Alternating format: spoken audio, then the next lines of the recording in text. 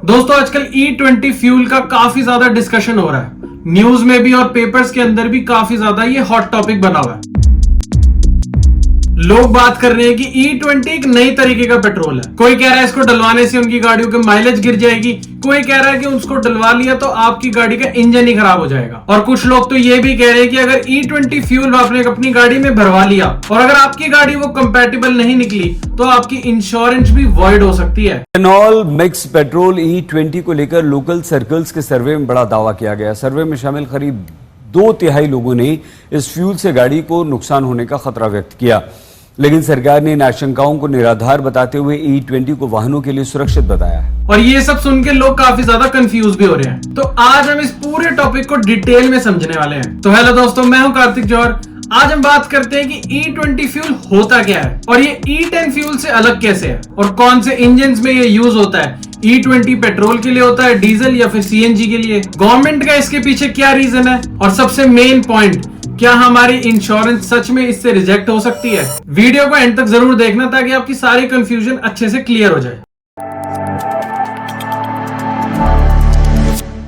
अब सबसे पहले बेसिक समझ लेते हैं। E20 फ्यूल का मतलब होता है वो पेट्रोल जिसके अंदर 20% इथेनॉल ब्लेंड होता है और 80% नॉर्मल पेट्रोल होता है। इथेनॉल एक टाइप का बायोफ्यूल होता है जो ज्यादातर शुगर केन, कॉर्न या एग्रीकल्चरल वेस्ट से बनता है। और अगर आप ये सोच रहे हो कि इंडिया के अंदर पेट्रोल में इथेनॉल कोई नई टेक्नोलॉजी है, तो ऐसा नहीं है। हमने पहले E5 फिर E10 यूज करा हुआ है, जिसमें रिस्पेक्टिवली 5% और 10% इथेनॉल मिक्स्ड होता है। अब आप लोग सोच रहे होंगे कि इथेनॉल को ब्लेंड करा क्यों जाता है पेट्रोल के अंदर। इथेनॉल ब्लेंडिंग का फायदा ये होता है कि हम अपना क्रूड ऑयल का इंपोर्ट कम कर सकते हैं, क्योंकि इथेनॉल हम अपने ही देश के अंदर बना सकते हैं। साथ ही इथेनॉल एमिशंस के अंदर भी काफी ज्यादा रिडक्शन देता है और ये एक रिन्यूएबल सोर्स भी है। लेकिन अगर हम बात करें इसके केमिकल नेचर के बारे में, तो इसका केमिकल नेचर पेट्रोल से अलग होता है। इथेनॉल ज्यादा मॉइस्चर अब्सॉर्ब करता है और कुछ मेटल्स और रबर पार्ट्स को कोरोड भी कर सकता है अगर गाड़ी उसके लिए डिजाइंड ना हो। अब E20 फ्यूल पेट्रोल में तो होता ही है, लेकिन क्या ये डीजल और CNG में भी होता है? बहुत लोग सोचते हैं कि E20 डीजल या फिर CNG के लिए भी होता है, लेकिन सच ये है कि ये सिर्फ पेट्रोल इंजन के लिए ही होता है। डीजल में इथेनॉल का ब्लेंडिंग कंसेप्ट डिफरेंट है और अभी इंडिया के अंदर लार्ज स्केल पे तो बिल्कुल भी नहीं है। और CNG तो एक अलग ही टाइप का फ्यूल है, उसका इथेनॉल से कोई कनेक्शन नहीं है। इसीलिए अगर आपके पास डीजल या फिर CNG गाड़ी है तो आपको E20 की टेंशन लेने की जरूरत नहीं है। ये डिस्कशन सिर्फ पेट्रोल कार बाइक ओनर्स के रेलेवेंट है। अब इंडियन गवर्नमेंट का इथेनॉल ब्लेंडिंग का प्लान काफी ज्यादा एग्रेसिव है। पहले टारगेट था कि 2030 तक E20 को इंप्लीमेंट करा जाएगा,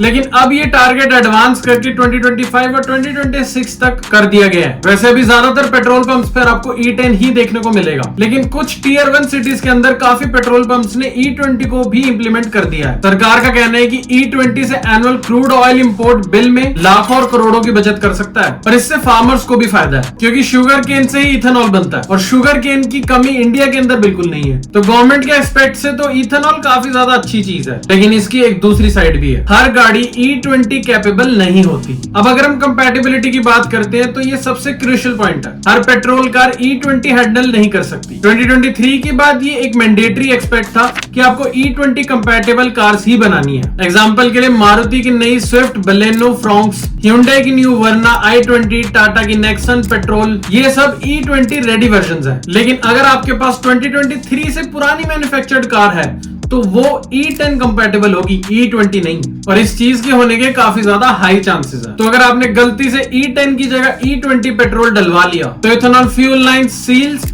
फ्यूल पंप और इंजेक्टर्स को डैमेज कर सकता है। लेकिन ये डैमेज कोई ज्यादा इमीडिएटली नहीं होने वाला है, ये काफी स्लो प्रोसेस है। लेकिन हाँ, इसके होने के बाद आपको मैकेनिक के पास ज्यादा जाना पड़ सकता है और इसका रिपेयर कॉस्ट तो बहुत ज्यादा हो सकता है। लेकिन अगर आपके पास टोयोटा या फिर होंडा की कार्स हैं, तो आपकी गाड़ियां ऑलरेडी ही E20 कंपैटिबल है और ये 2009 से ही इंप्लीमेंट हो चुका है इंडिया के अंदर। तो अगर आपके पास कोई होंडा सिटी है, कोई पुरानी इनोवा है, तो आपको इस चीज की टेंशन लेने की जरूरत नहीं है। लेकिन स्टिल अगर आपको चेक करना है तो ये आपकी गाड़ी के मैनुअल के अंदर फ्यूल टाइप मेंशन्ड होता है। और अगर तब भी समझ नहीं आ रहा तो अपने कार मैन्युफैक्चरर्स को कांटेक्ट करके पता कर लीजिए। अब हम बात करते हैं इंश्योरेंस रिस्क के बारे में, और यही चीज सबसे ज्यादा लोगों को शॉक कर रही है। ये ट्वीट देखिए।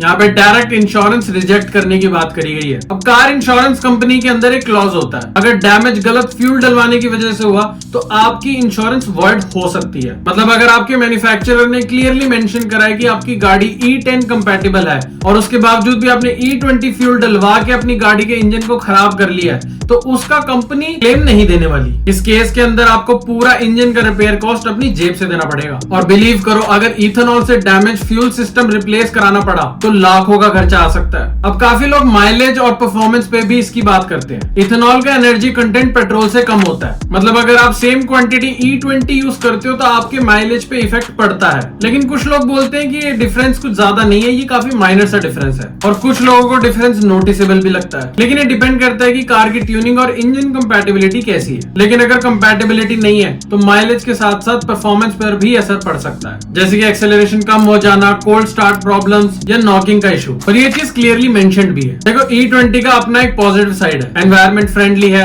इंपोर्ट बिल भी कम हो जाएगा, फार्मर्स की इनकम बढ़ेगी। लेकिन हम नेगेटिव साइड को भी इग्नोर नहीं कर सकते। पुरानी गाड़ियों के अंदर E20 कंपैटिबिलिटी नहीं है, रिपेयर कॉस्ट का रिस्क, इंश्योरेंस का डेंजर और फ्यूल एफिशिएंसी का भी थोड़ा ड्रॉप होना। लेकिन हर नई टेक्नोलॉजी के साथ एक ट्रांजिशन पीरियड होता है जिसमें कुछ लोग इफेक्ट तो होते हैं, और ये वही फेज है। तो इसमें आपको क्या करना चाहिए? देखो, सबसे पहले अपनी गाड़ी के ओनर्स मैनुअल को चेक करो या फिर मैन्युफैक्चरर सर्विस सेंटर के अंदर पता करो कि आपकी गाड़ी का फ्यूल टाइप क्या है। और अगर आपकी गाड़ी E10 तक रेडी है तो जब तक E20 नेशन वाइड कॉमन नहीं हो जाता, E10 फ्यूल ही डलवाओ। पेट्रोल डलवाते वक्त पेट्रोल पंप स्टाफ से अच्छे से कंफर्म करो कि ये फ्यूल E10 है या फिर E20। और अगर फ्यूचर में नई गाड़ी लेने का सोच रहे हो तो E20 कंपैटिबल एट 99% वो होगी ही, बट स्टिल एक बारी कंफर्म कर लो। और सबसे इंपॉर्टेंट, गलती से भी कंपैटिबिलिटी चेक करे बिना E20 फ्यूल को मत डलवाना, वरना इंश्योरेंस और वारंटी दोनों में रिस्क पड़ सकता है। तो दोस्तों, E20 फ्यूल एक बड़ा इनिशिएटिव है जो देश के लिए लॉन्ग टर्म पॉजिटिव में ही होगा,